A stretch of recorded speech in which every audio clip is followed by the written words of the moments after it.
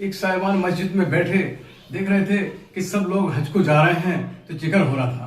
तो वो मौलाना के पास बैठे और बोले, आज मेरा बेटा होता तो मुझे भी हज कराता, मगर क्या करूं, मेरे बदनसीब हूं, बेटा नहीं है, बेटी है। मौलाना बोले, कितनी बेटी है? बोले 3 बेटी है। बोले बेटी है, आपके पास जमीन है? बोले हाँ जमीन है। बोले बेटियों से मालूम करो, अगर वो जमीन ले तो उनको दे दो और हज कर आओ, आपके पास सब कुछ है अभी के।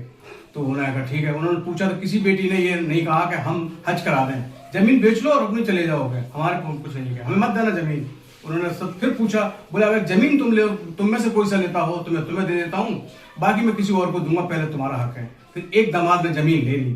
जमीन लेके उनको जो वो हज पे गए, जाते हैं दोनों मियाँ बीवी हज पे जाते हैं, तो उन्हें एहसास हुआ कि या तो अपनी जेब का बेटा या अपनी जेब का पैसा ही काम आता है। अगर आज जमीन थी तो मैंने हज कर लिया, अगर जमीन नहीं होती तो नहीं होता, क्योंकि मेरी दूसरी बात, पहली बात तो बेटा नहीं और दूसरी बात जमीन मिली तो कैसे करता।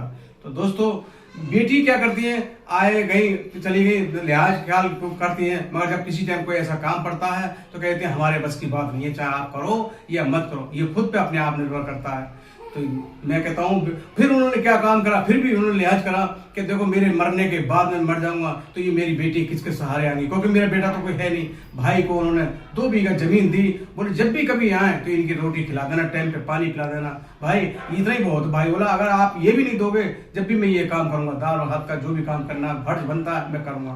तो दोस्तों, अपनी जगह अपनी वो जो काम में आता है, या तो बेटा हो या अपनी जेब का पैसा हो।